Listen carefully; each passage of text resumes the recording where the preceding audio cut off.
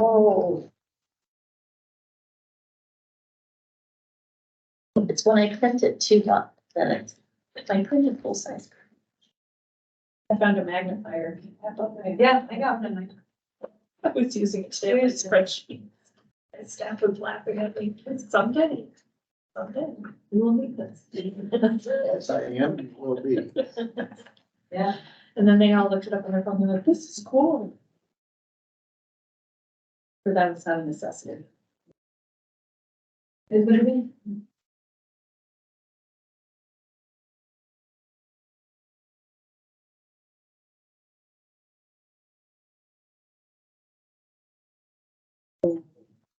You ready? Okay, we'll call the meeting to order. And I'd like to start with public comments or union comment. Other than the beer has started off, yeah. First order of business is to approve the minutes of the annual organizational meeting. They are in your packets. Can I have a sponsor? Trustee Winsman, second. Trustee Perry, any discussion or corrections? All in favor? Opposed? Abstain? Motion carries. Now I need a sponsor and a second for a motion to approve the minutes of the regular July 20th meeting. Motion. Trustee Jazzowitz, second. Trustee Landrio, any discussion on the motion? All in favor? Aye. Opposed? Abstain? Motion carries. So we'll start with the chairman's report. We've had some changes in our board, some changes in our staff, and I've got to make some new committee liaison assignments. After speaking with the trustees, Trustee Wilson has graciously agreed to take over the policy committee from Trustee Perry, who will be the liaison now for the student affairs. And Trustee Peck will be the new liaison for academic affairs, beginning after tonight's meeting. If you did not already provide a conflict of interest form to administration, there's one in front of you. I would ask that all the trustees just take a minute and fill it out. Please don't leave it without turning it into Maria or to Dr. Truckenmiller. In your packets, you will see a motion to renew the FCA agreement. This is just an annual renewal, which we do every year. I don't know if anyone has any questions, but essentially the president recommends that we approve the agreement from September 1 of this year to October 30. So this agreement allows us to, it authorizes the FCA to be our fiscal agent for the student senate. It allows the auxiliary board to handle contracts with such organizations that the college by state ed law is not allowed to engage in such contracts, things like bookstore, things like food service. So the auxiliary corporation does those things on behalf of the college, and each year the college authorizes them to be the agent to do those activities. If you choose not to, we could choose another agent. Okay, if that was in the form of a motional second, if it wasn't, I'll make the motion. I'll make the motion. And hope Second. for a less eventful FCA year this year. Let's hope so. Any discussion on the motion? All in favor? Aye. Opposed? Abstaining? Motion carries. There's also a resolution in your packet. Every September, as you may recall, the board has to appoint a risk management officer. Risk management officer conducts environmental scanning to identify potential risks and mitigate them. Chastity Fulsever has graciously offered to act in that capacity, and I would sponsor a motion to appoint her and ask for a second. Trustee Jazzowitz, any discussion on the motion? Forward, actually. Okay. Come to the meetings. All in favor? Aye. Opposed? Abstain? Okay, motion carries. It's usually the bill comes before next thing. And as many of you know, Trustee Salamek has relocated and resigned his position as a trustee.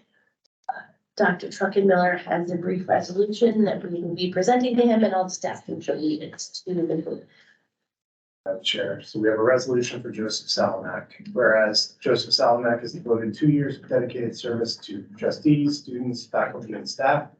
And whereas Joseph Salamak has served with Montgomery Community College with the highest distinction as a trustee and has dedicated many hours of counsel and expertise. And whereas Joseph Salamak has exemplified the highest integrity and principles in his relationships with trustees, students, faculty, and staff. And whereas Joseph Salamak has demonstrated leadership in working with the trustees, students, faculty, and staff. And now therefore be it resolved by the Board of Trustees of Fulton-Montgomery Community College that it hereby commends Joseph Salamak for his outstanding service and thanks him for his valuable contributions. Thank you. We will move on to the president's report.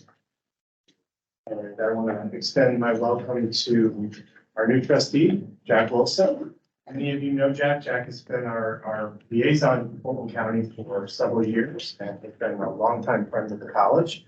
So we are excited that he has been appointed by Fulton County to a 7-year term.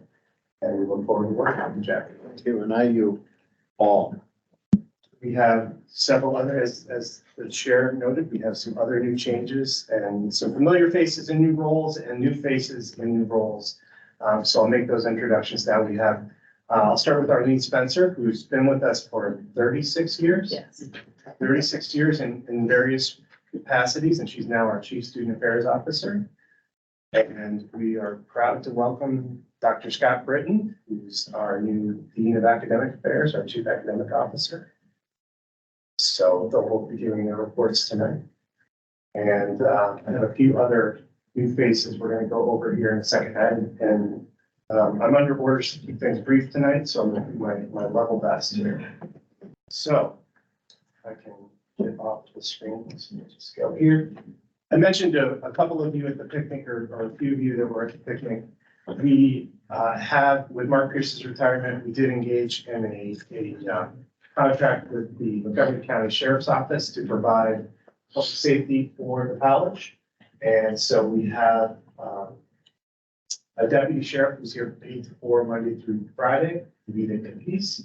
And when she's not available, they sub in another deputy. So she'll be serving in that capacity as our director of public safety. And so we're looking forward to that partnership with the county. This is our leadership team. We did expand our leadership team a little bit this year. Traditionally, it's been just sort of the chief executives of our various departments, but we've added some additional voices. We have Chastity, Leslie, Arlene and Scott, we just introduced you to, of course, Arlene. And then in addition, we brought Dan Fogarty, who we've met in various presentations to the board.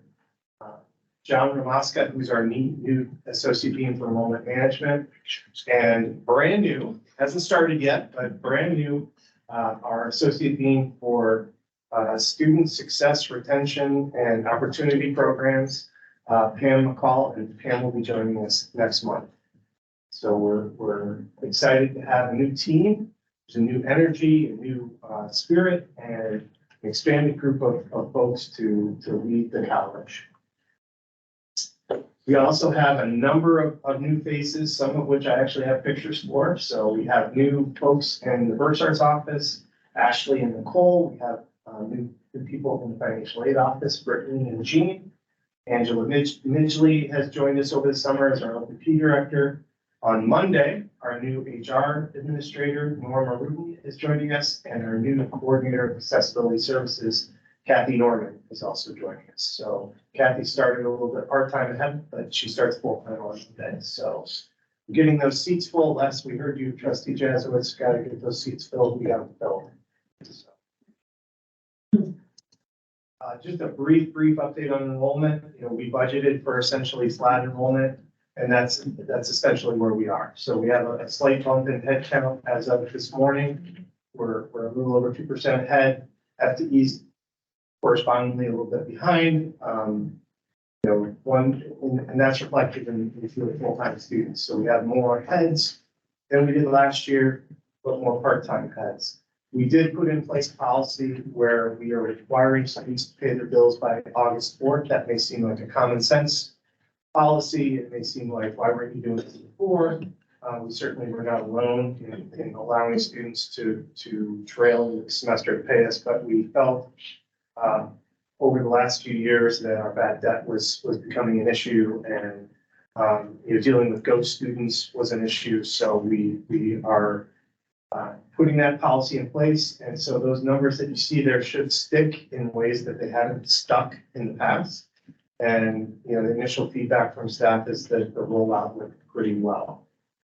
Does anybody have any contradictory statements for that? Then you wouldn't share them if you did, right? I've talked with you about our SUNY transformation funds. This was the additional money that the governor and the legislature put toward the SUNY campuses. There were 75 million. SUNY took 15 million off the top, sold out 60 million to each of the campuses. So, and they did it relatively equally. So we got about $1 million. We had to submit a plan for that. That plan was approved. And again, as I've mentioned in the past, there were very specific ways that we could spend that money. It wasn't intended to just be ways to offset your operating expenses. So we proposed 7 initiatives, and most of the initiatives, in order to be approved, and you may have seen press releases from the chancellor recently, they were pushing very hard a model called ASAP. And I will make no disparaging remarks about ASAP. It's a student success model. It's much like TRIO. It's much like some of the other programs we do use at the college. It's also very expensive. So while this money would have allowed us to get the program up and running, we didn't feel confident that we would be able to have a self-sustaining model with the timeline available. And we had some discussions with colleagues at CUNY who said that really it was successful for them because it's a line item in the community budget. So, I'm sure it's a great program and produces tremendous results. We just didn't feel like $1 million for 1 year would be sustainable. So we chose to go more the workforce and shared services route. And so we're looking really with the bulk of this funding to enhance existing programs, and where we've had to make cuts to academic equipment and program expenses over the last several years, this allows us to provide some relief in that regard. We're also intending to address some of the mental health issues that we see with some of this funding. So Arlene is looking for ways that we can take good advantage of that. We also recently had a couple of grants. I've talked with you about these. We recently received word about a high needs HVAC grant that's going to allow us to purchase some equipment for that program. And because we have a nursing simulation program as a companion to the governor's and the legislation that was passed, allowing an increase in the amount of simulation education needed for nursing clinicals, we received that $22,000 that we're turning to ways to help our program, our simulation lab. And then also on this is we just days ago received word that we received a $91,000 internship grant from SUNY that will allow us to provide paid stipends to students and give them gas cards and things like that to their internships. So continuing to pursue external funding opportunities where they exist, and SUNY has been advertising quite a few that we've been going after. I'm gonna not to steal any of Jim's thunder at all. I just quickly give an overview of where we are with capital projects. We're still winding up projects from last year, although I think we've finally gotten to the point of finishing the final punch list on the science lab renovations.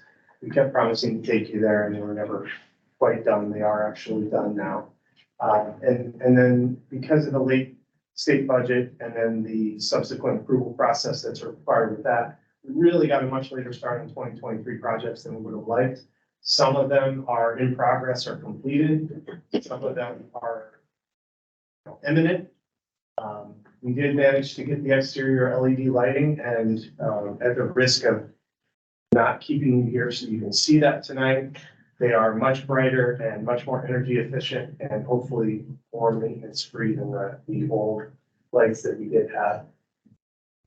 Our student computer replacement is well underway. The computers arrived a little bit later than we would have liked, so we weren't able to get all of the labs and all the student computers replaced. But we're probably 90% there, and we'll be going in the rest in the coming months. We're replacing the original surveillance camera system that the college had put in place over, I think about 12 years ago. So that has aged out, and that replacement will be starting probably within the next couple of weeks. We're also replacing our original wireless network, and that'll be happening over the next few months. Some really exciting behind the scenes stuff for their IT core network upgrades. Those are also happening as we speak. The stair treads in O'Connell Hall, anybody who travels those on a daily basis knows that they need some attention, so that believe it or not, we're waiting for materials. Those were ordered months ago, and it's just supply chain still causing us issues. Same thing with the fire alarm monitoring panel. The civil engineering for the paving is essentially complete, except they're doing their lab tests, and we haven't received the report yet, but that's well underway. And then we have the cybersecurity lab that we talked with you about. Those renovations are starting probably in 2 weeks.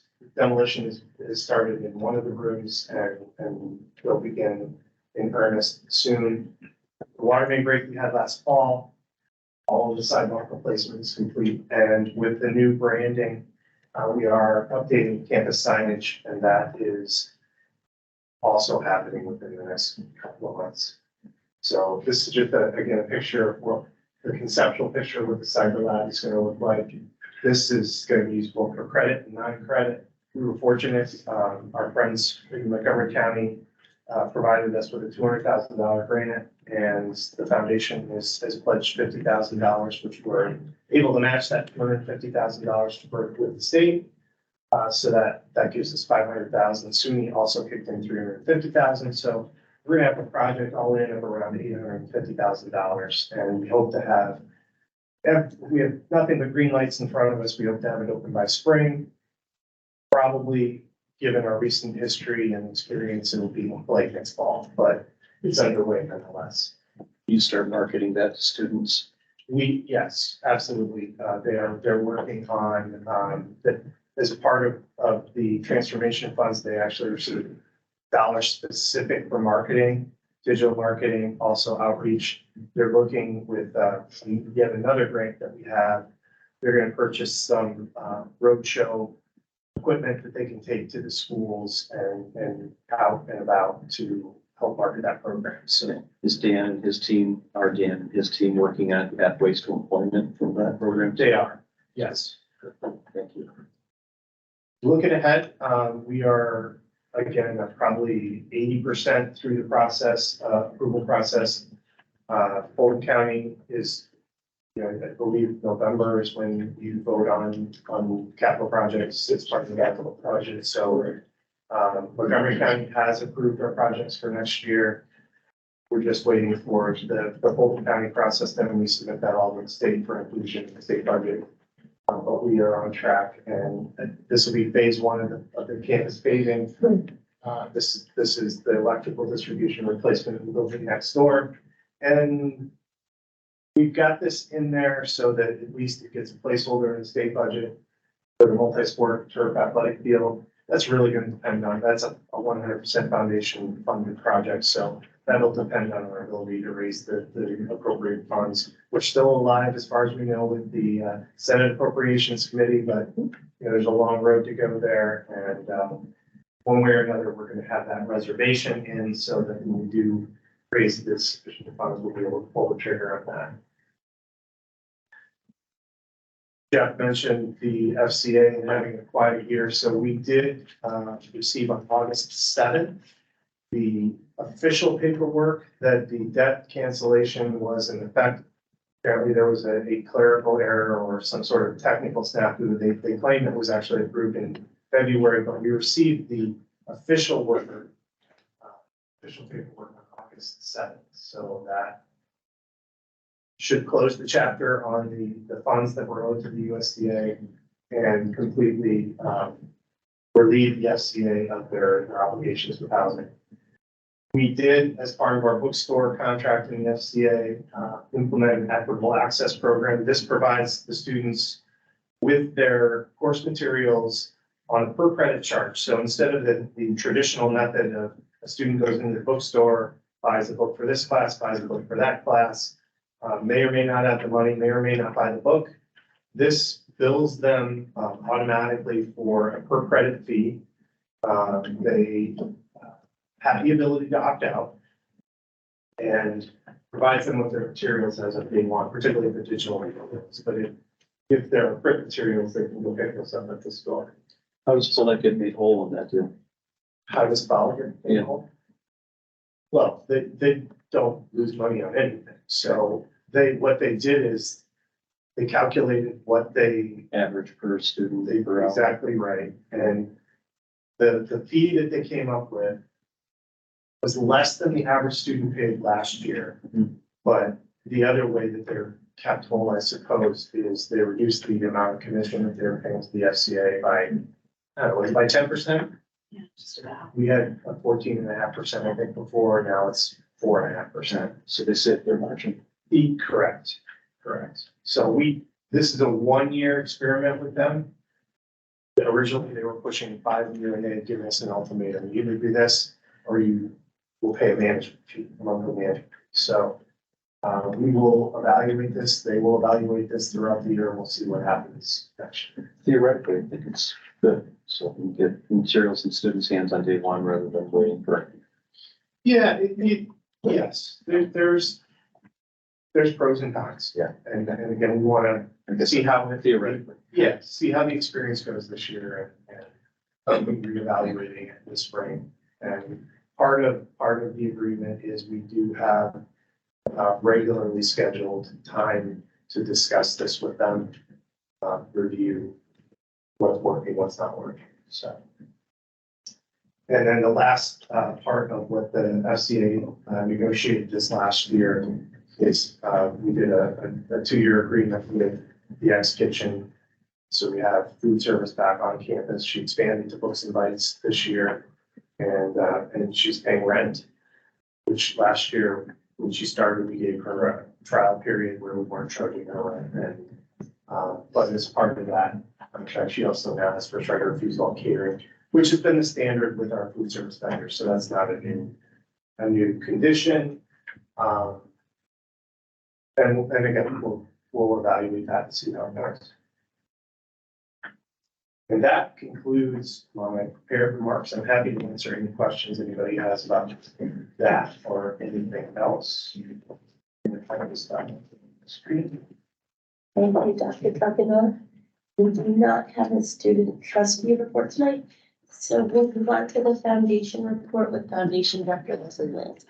Thank you, Madam Chair. I will just highlight a couple of things. Friday, a week from tomorrow, the 29th is our 5th Friday series on social media's impact on everyday life. We have over 40 people registered to attend. So if there's anybody else interested, please let Maria know as soon as possible. We have actually selected our Clock Tower Award winner and our 2 distinguished alumni through committee. Our Clock Tower Award winner, this is the 3rd annual, is Fenimore Asset Management, who provided us the funding for our FAM Financial Technology Center and additionally provided us 2 endowed scholarships. Our 2 distinguished alumni are Kayla Henry, 2007. She was a rad tech student. She went on and she's got multiple initials after her name, which I don't have written down here, but they're on the invitation that are being printed as we speak. She is actually working at Nathan State Hospital. We also have Joe Simeone, who owns Perfection Cleaning in the area. He graduated in 1981 as a business degree. So those are our selections for the distinguished 16th annual, third annual distinguished alumni, third annual Clock Tower Award dinner. And then I just, Greg had mentioned that about the $2.5 million for the turf fields, and we are still waiting on Senator Gillibrand's result, and we have some maybe interest in our land over here, which would be an awesome thing. And we sold that land, we could double the money. And so we have some interest, and I'll keep the board, my board, the foundation board has given approval to sell the land if we have an interested buyer. And so I would keep everyone informed about that as well. And that concludes my report, unless anyone has any questions of me. Thank you. Yeah. We'll move on to finance with trustee Lisbon. The expense grants are included in your packet. There's two grants presented. One provides expense and budget data by major function, and another that provides expense and budget data by contracted services category. The grants compare data for fiscal year 2021-22 to fiscal year 22-23. The expense summary budget versus actual for the period of 9/1/22 to 8/31/23, which is 100% of our fiscal year. To date, our actual expenses and encumbrances are 89% of budget. The expense detail by department provides by department a detailed comparison of our expenses and encumbrances to budget for the period again of 9/1/22 to 8/31/23. Finance statements for the period of 9/1/22 to 7/31/23, which is 92% of our fiscal year. That revenue includes billing activity through 7/31/23 for the fall 22, winter 23, spring 23, and summer 23 semesters. This represents 108.4% of the tuition budget, while expenses incurred represents 10 months or 77.5% of budget. There's no budget transfers or grants to report this month. The contract report summarizes contract signed during the August 2023. There are no questions. This concludes my report. Just have one question. The old line item that looked discouraging at all was really the insurance line item. And we're bumping right up against budget both in 22 and 23. And I know we had some claims again in 23. When do we get our new premium for insurance? When does that renew? It's renewed over. August, so we have a policy in place for September. Okay.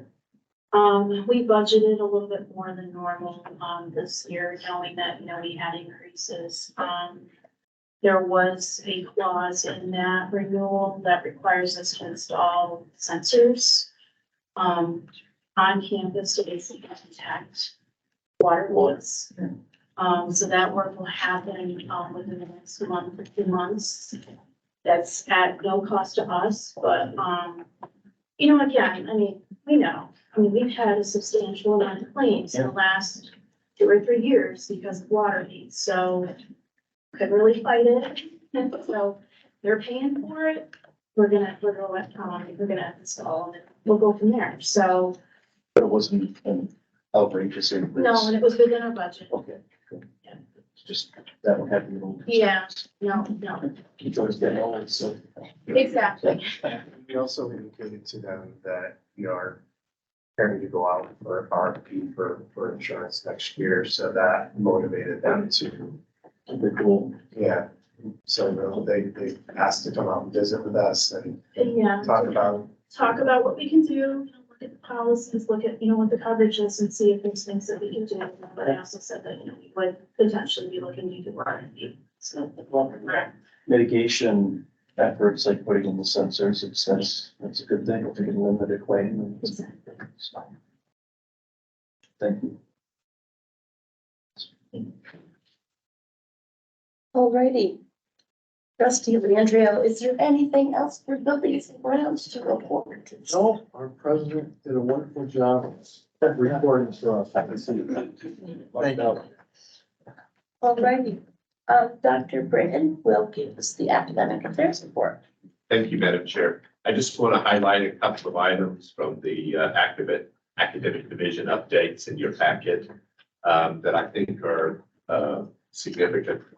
We've set up 3 behavioral health labs in O'Connell Hall, use this fall, which we're going to use to practice human and addiction services in 2 human services classes and 1 psychology class this fall. And so that's kind of an exciting development. Our business and community partnerships, or BCP team for workforce development, has worked closely with Julie Lynn, Assistant Professor of Human Services, to apply for and be approved by the Office for People with Developmental Disabilities. We've received funding to assist students with obtaining NADSP, which is the National Alliance for Direct Support Professionals certification. So partnering with New York State and SUNY, the college is now approved to offer courses that meet the NADSP certification requirements. And we're in the process of enrolling students for the fall semester who qualify for that funding, which pays all tuition, fees, books, and books, and offers a stipend to the student upon completion of an NADSP. Finally, during the early summer, we finalized transfer articulation agreements for students in our Associate of Applied Science Childhood Education program to transfer into St. Rose's Bachelor of Science in Early Childhood and Childhood program, which is a really nice pathway for our students. Thank you, and I'd be happy to answer any questions you might have. I want to keep both Scott and myself out of trouble because we pledged to Elaine Casey that we would remind, or we would let you know that our first time pass rate for our nursing program this year was 100%. First time since 2012. That's fantastic. And, you know, it was phenomenal. And we're really proud of the job they've done with our students. I can tell you from our perspective, the group of graduate nurses that we got this year is very good. They've all stayed, and they're coming along very well. Some are ahead of schedule. And that was one of the things that Eileen said to us, even more impressive than the pass rate was the feedback that she's received from staff nurses at both St. Mary's and Lithauer on how well prepared and how what a phenomenal group this most recent graduating class is. So again, kudos to them. Yeah, they started taking patient assignments, and for the most part, there, always occurs, but it's most started taking patient assignments ahead of schedule. Some that are scheduled to go to specialties that take longer to precept, like maternity and emergency care, are moving quicker through their sight lines and their work. There's still some regulations about when they can be turned kind of loose, so to say, in those, but there's one that's already doing rotations, monitored rotations in ED. She's just like ready to do that. Again, not taking a patient load of her own, but down there getting that firsthand experience. That's probably close to a year ahead of time. So, really nice to see the enthusiasm of the students coming out too. So That's great. And Arlene Spencer will give us the student affairs update. Thank you, Madam Chair. So I just want to share some highlights of the student affairs reports. Please refer to your packets for more details.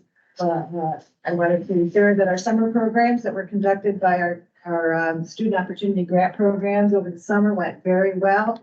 Liberty Partnership Program, STEP Program, EOP, and TRIO all were very well attended and very productive and fun for the students. So that's good. The LPP program actually capped off the summer with a large community event in Amsterdam, which you may have heard on the radio. Again, very well attended by lots of local families. So the LPP program is housed out of the Amsterdam School District. So that's very nice to see us engaging in the community. The start of the semester, I went very well, to echo Paula. I think new student orientation hit all-time highs. It was on the day before classes began, and it was standing room only in the Round Theater. We had 275 new students in attendance, as well as some of their family members. Everybody seems to be happy with the semester so far, and we're very pleased that there's a lot of student engagement going on. Have a go, we don't have. Excellent. And diversity, equity, and inclusion with Mr. Von Bedell. Been a while, missed July. I went back to Planet Fitness for a few years and got COVID. So back to my home gym. I just want to share one thing with you here. Since I'm got a couple of risk factors, age, weight, I got an antiviral. There's a side effect that's really cool. It's like having a mouthful of tummy change. Yes. And it goes on for 5 days. So this is where mindfulness comes in. You realize it's gonna pass. It's not that bad. It will go away. I just wonder how many people stop taking the meds because it's pretty intense and it's 24/7. So don't worry if it happens. Share that with me. Escaped it all this time. Any case, there's a lot going on. The world continues to be seen. I mean, politically, it's become quite an issue. The hate crimes are up. I have to give people credit here. It feels like a very welcoming community to people. You know, when you walk into some classes right away, you're all welcome, either on the board or telling the students that. And that needs to continue. SUNY did a bit of an initiative for September to address anti-Semitism. You see more of that on the university campuses and the four-year campuses. So, you know, where it's about that type of issue. We also have anti-Muslim sentiment, anti-Asian sentiment, all these types of things that we have to address. And I think that we're approaching it as well as we can here. Let's see, there's a list of dates. Wednesday, which was yesterday, was the International Day of Peace. And, you know, I don't know about that day, but it is sponsored by the UN. And as I've said before in here, we're talking about structural violence, not so much dancing to the fields, putting cases in gun barrels or whatever. Although there's nothing wrong with that. But we, you know, we're trying to address that within a framework of trying to get people to be willing to listen to each other's points of view. And one of the things that's worked really nicely, because I'm kind of like a mad scientist with this sort of stuff, is we have mindfulness in the classroom, nonviolent communication. I got a partner with another workplace who actually teaches it. We went to the training, so that's been really helpful. It's helping incorporate it into the classrooms a bit. And, you know, to calm down people's physiology. And they're thinking, settle people down a bit so they can engage in critical thinking skills. So this may sound like, what's been called fluff before by some people, but it's actually physiologically based on a lot of different levels. There's quite a bit of research out there. And one day I looked out my window once at 1:39, there was a mindfulness sign. It just appeared. So I thought it was a sign. But get it, a sign. We should continue doing this at this point. Let's see. Oh, the other thing is over the summer, I was routinely attending these chief diversity officer meetings where, again, I'm a minority there, which is pretty typical with my work history. And it was really interesting to hear people refer to each other as like brother. And I'm like, oh, you know. So I asked people, how do you feel about being here? And they go, oh, fine. Because it's a hard thing to talk about with people. But, you know, I would really invite people to have that discussion. One of the things I've really come to grips with is, and I talked to Greg about this in the beginning, I had a good deal of cognitive dissonance over my social location, dealing with diversity. But then I started to look at, you know, I've done this all my life. From the time I was a kid, standing up for people and putting people in a position to tell their stories, have a voice, not be the voice for them.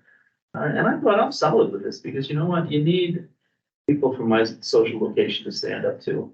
So part of the issue is I'm setting an example by standing up and saying it's okay to have these discussions, you know, meaningful discussions, and also to resolve them and to disagree with a level of respect that is required in these types of conversations. Now, I also got a chance to teach American government, which is really scary. I got the call in August, and I was really terrified. I said, oh my gosh, I got to put all this together. The politics, everyone's going to lose their mind. I'm here, but I have a great class of students. I can't take that much credit for that. And we are learning to actually sit and have a discussion about things that I think are important. And this is happening in other classrooms too.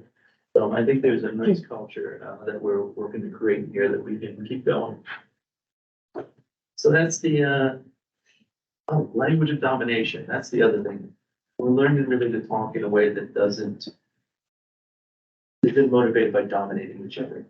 It actually is having that discussion, and that gets tricky. This is a lot of classism in our culture too that goes on. So it's not just with race, it's also things like classism. Value people, value their opinions. I don't know about you, but these students teach me things all the time. And be able to listen with the express intent of understanding. So we're doing some activities here. Leanne's doing some nice affinity groups that they're putting together. But there's also the ground up one, which is more what I'm accustomed to, changing that culture by trying to set an example. Okay. That's it. Any questions about any of this? Dr. Fulton-Montgomery is going to give us an update on accreditation. Just briefly, again, reminding everyone, we are heading into our self-study year for our middle states accreditation. And we just received a new liaison, our Dr. Hawk, who some of you met, retired from the commission, and Judith Seipel has been appointed as our liaison. She and I have exchanged a few emails. At some point, she'll be coming to campus for a visit, but I don't know soon, I can tell. So we have a group going to the annual meeting in December, and this is our busy year as we put together the self-study and work toward our visit, which will be in spring of 25. She seems like she has a better toolbox maybe than they. For We've had pleasant communication, so that's about all I can tell you. Thank you. And personnel with trustee Jessens. Thank you, Madam Chair. Well, Dr. Chuckamilli put most of my thunder out. All the new hires, we have a couple resignations. Jackie Snyder resigning as Associate Provost for Academic Affairs, effective August 11th. Anna Stanton resigning as Principal Clerk in the Dean's Office as of August 22nd. Karen Schaefer resigned as Senior Library Clerk as of September 8th. Couple of people transferred. Beth Carpenter transferred over to Administration's Office. And Kathleen Romano transferred over to the Dean's Office. We all know about the new Financial Aid Director, Jean DeAmbrose. We are vacancy search for, we filled the Associate Dean in Retention, Succession and Opportunity Program full-time person will be joining us next month. The coordinator of accessibility and counseling for alternative testing services is in the final stages. Senior HR administration full-time, we've filled that position. 2 principal clerks for the library and commons full-time. The search is in progress. Buildings and grounds custodial full-time, and search is in progress. And Dr. Chuckamilli, I understand we're looking for security personnel. Yes, we have a search out for some part-time security staff that don't want in those times when government can W's there. Thank you. That concludes my report, Madam Chair. Thank you. And for her final report as policy chair, I give you trustee Perry. Several and everybody. Oh, it's a long one. Buckle up. It's so sad when I didn't have a highlight over policy for this. The policy.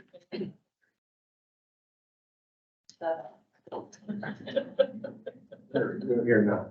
It was short and concise. Yes. There's a lot of pressure on your guys. I was anxious to hear. July, no.